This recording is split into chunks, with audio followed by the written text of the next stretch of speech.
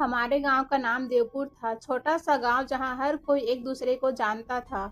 गांव के चारों तरफ खेत, बीच में पुराना मंदिर और मंदिर के पीछे बनी एक पुरानी पत्थर की कोठरी थी। उस कोठरी को लोग चमत्कारी कोठरी कहते थे। बचपन से मैं उस कोठरी के बारे में अजीब अजीब बातें सुनते आई थी। कहा जाता था कि अगर किसी लड़की की शादी के 5 महीने बाद भी वह गर्भवती न हो तो उसे उस कोठरी में 5 दिन के लिए भेजा जाता था और 5 दिन बाद वह जरूर गर्भवती होकर लौटती थी। मुझे यह सब सुनकर हमेशा अजीब लगता था। मैं सोचती कि आखिर उस कोठरी में ऐसा क्या होता होगा, लेकिन गांव वाले इसे भगवान का चमत्कार मानते थे। मेरी माँ हमेशा कहती थी कुछ बातें समझने की नहीं होती, बस मान लेने की होती है। लेकिन मैं उन लोगों में से नहीं थी जो बिना सवाल किए हर बात मान ले। मैं बचपन से पढ़ने लिखने में तेज थी। मेरा नाम उर्वशी था।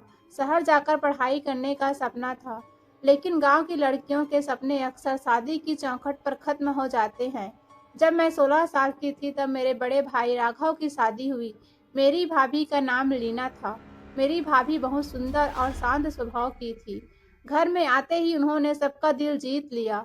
शादी के बाद पूरे गांव की नज़र बस एक बात पर थी, भाभी कब माँ बनेगी। पहले महीने सब ठीक था। दूसरे महीने भी किसी ने कुछ नहीं कहा, लेकिन 5वां महीना आते आते गांव की औरतें कानाफूसी करने लगी। अभी तक कोई खुशखबरी नहीं आई। कहीं लड़की में तो कोई कमी नहीं। यह बातें सुनकर मुझे गुस्सा आता था, लेकिन गांव में औरत की पहचान सिर्फ माँ बनने से होती थी। एक दिन शाम को गांव के मुखिया हमारे घर आए। उनके साथ मंदिर के पुजारी भी थे। उन्होंने पिताजी से कहा, अब समय आ गया है, लीना बहू को कोठरी में भेजना पड़ेगा। भाभी का चेहरा डर से सफेद पड़ गया। मैंने पहली बार खुलकर विरोध किया। यह कैसी बेकार परंपरा है। कोई इंसान 5 दिन किसी बंद कोठरी में रहेगा तो गर्भवती कैसे हो जाएगा। माँ ने मुझे जोर से डांटा। गांव की परंपरा के खिलाफ कोई नहीं बोलता। उस रात मेरी भाभी बहुत रोई। मैं उनके पास बैठी रही। उन्होंने धीमी आवाज में पूछा, उर्वशी क्या सच में वहाँ कुछ होता है।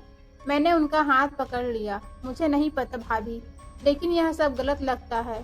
अगली सुबह पूरा गांव मंदिर के पास जमा था। लीना भाभी को लाल साड़ी पहनाकर उसे पत्थर की कोठरी तक ले जाया गया। कोठरी बहुत पुरानी थी। उसकी दीवारों पर काई जमी हुई थी।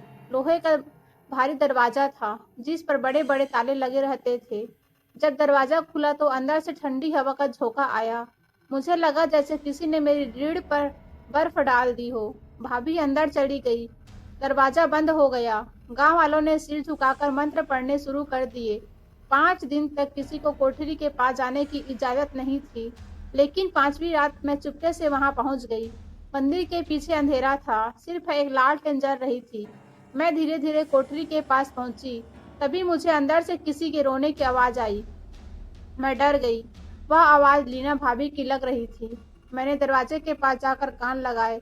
तभी ऐसे लगा अंदर से किसी आदमी की धीमी आवाज सुनाई दी। मेरा दिल जोर जोर से धड़कने लगा। यह आदमी कौन है?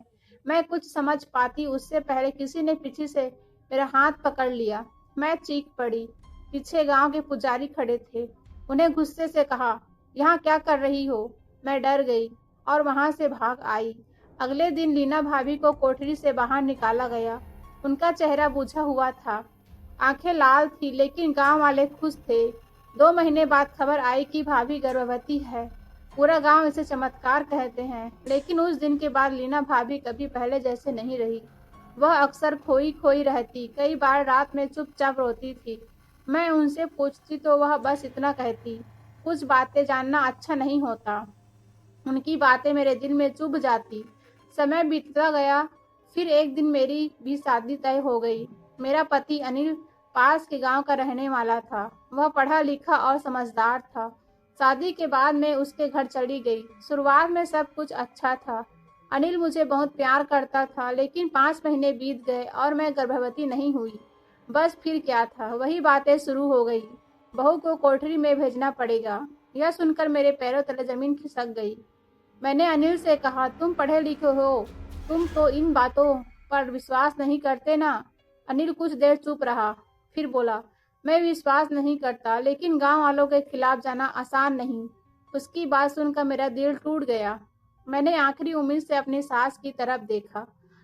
लेकिन उन्होंने भी वही कहा, यह हमारे गांव की परंपरा है। उस रात मुझे नींद नहीं आई। बार बार मेरा भाभी का डरा हुआ चेहरा आंखों के सामने आ रहा था। अगली सुबह मुझे भी लाल साड़ी पहनाई गई। गांव की औरतें मेरे माथे पर हल्दी लगा रही थी, जैसे कोई पूजा हो रही हो। लेकिन मुझे लग रहा था जैसे मुझे किसी अंधेरे कुएं में धकेला जा रहा हो। मंदिर के पीछे वही पुरानी कोठरी खड़ी थी। उसके दीवारें अब पहले से ज्यादा डरावनी लग रही थी। दरवाजा खुला, अंदर घोर अंधेरा था। मैं कांपते हुए अंदर चली गई। पीछे से दरवाजा बंद हो गया। अचानक पूरा सन्नाटा छा गया। अंदर सिर्फ एक छोटा सा दिया जल रहा था। कोठरी में मिट्टी और सिलन की गंध फैली हुई थी। मैंने चारों तरफ देखा। वहां एक घड़ा और कुछ पुराने कपड़े रखे थे। मैं खाट पर बैठ गई। दिल इतनी जोर से धड़क रहा था कि मुझे खुद उसकी आवाज सुनाई दे रही थी। पहला दिन किसी तरह बीत गया।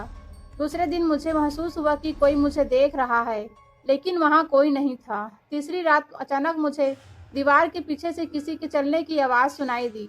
मेरे हाथ पांव ठंडा पड़ गए। मैंने तेज आवाज में पूछा, कौन है? कोई जवाब नहीं आया। कुछ देर बाद फिर वही आवाज आई। मैं डर के मारे खाट के कोने में सिमट गई। आधी रात के करीब अचानक दीवार का एक हिस्सा धीरे धीरे खिसकने लगा। मैंने डर से आंखें फाड़ दी। दीवार के पीछे एक गुप्त रास्ता था और उस रास्ते में से एक बूढ़ी औरत बाहर आई। उसके सफेद बाल बिखरे हुए थे और हाथ में लालटेन थी। मैं चीखने ही वाली थी कि उसने तुरंत अपना हाथ मेरे मुंह पर रख दिया। उसने फुसफुसा कर कहा, अगर जिंदा रहना चाहती हो तो आवाज मत करना। मेरी सांसें रुक गई। मैंने कांपते हुए पूछा, तुम कौन हो? वह धीरे से बोली, मैं कभी इस गांव की बहू थी। उसकी आंखों में अजीब दर्द था। वह मेरे पास बैठ गई। सालों पहले मुझे भी यहाँ लाया गया था। तब मुझे पता चला कि यह कोई चमत्कारी कोठरी नहीं, बल्कि एक भयानक राज है। मैं डर से उसे देखने लगी। उसने दीवार की तरफ इशारा किया। इस कोठरी के नीचे सुरंग बनी है। रात में गांव के कुछ लोग यहाँ आते हैं और औरतों को डरा के रखते हैं, ताकि कोई सच बोलने की हिम्मत न करे। मेरे पूरे शरीर में सिहरन दौड़ गई। लेकिन गांव वाले इसे चमत्कार क्यों मानते हैं? बूढ़ी औरत की आंखों से आंसू निकल पड़े। क्योंकि सालों से झूठ बताया गया है और डराया गया है। जो सच बोलने की कोशिश करती है उसे पागल कह दिया जाता है। मुझे लीना भाभी की बातें याद आ गई। कुछ बातें जानना अच्छा नहीं होता। अब मुझे समझ आ रहा था कि वह इतनी डरी हुई क्यों रहती थी। तभी अचानक सुरंग से कदमों की आवाज आने लगी। बूढ़ी औरत घबरा गई। वह लोग आ रहे हैं। उसने जल्दी से मेरा हाथ पकड़ा और मुझे दीवार के पीछे बने छोटे रास्ते में छुपा दिया। मैं वहां पर थी। कुछ ही सेकंड बाद कोठरी का गुप्त दरवाजा खुला।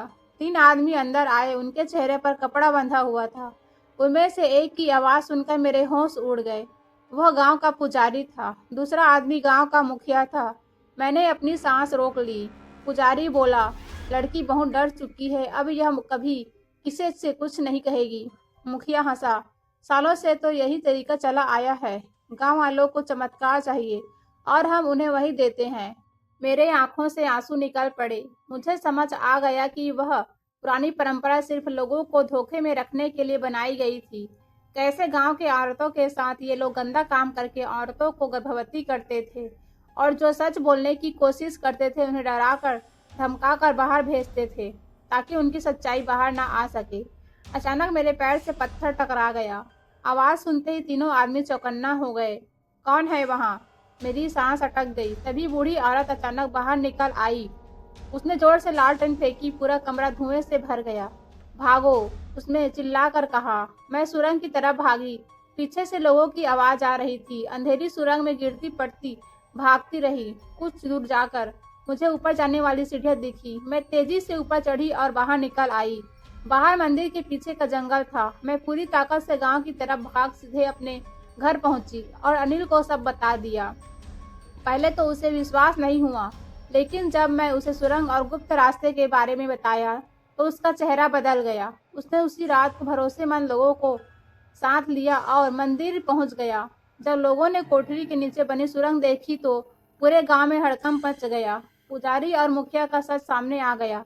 गांव वाले हैरान थे कि जिन लोगों को वह भगवान आदमी समझते थे, वही इतने सालों का सब को धोखा दे रहे थे। लीना भाभी फुट फुट कर रोने लगी। उन्होंने पहली बार खुलकर कहा, मैं डर गई थी इसलिए कभी सच नहीं बोल पाई। गांव की कई और औरतें भी सामने आई। सबने बताया कि कैसे उन्हें डरा कर चुप कराया गया था। अगले दिन पंचायत बैठी। पुजारी और मुखिया को गांव से निकाल दिया गया और उस चमत्कारी कोठरी को हमेशा के लिए तोड़ दिया गया।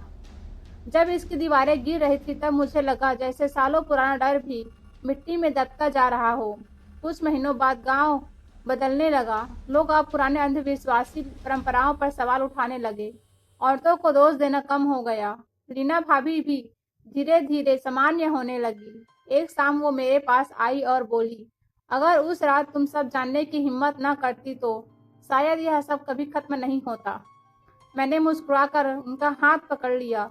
उस दिन मुझे समझ आया कि कई बार सबसे बड़ा चमत्कार कोई जादू नहीं बल्कि सच बोलने की हिम्मत होती है।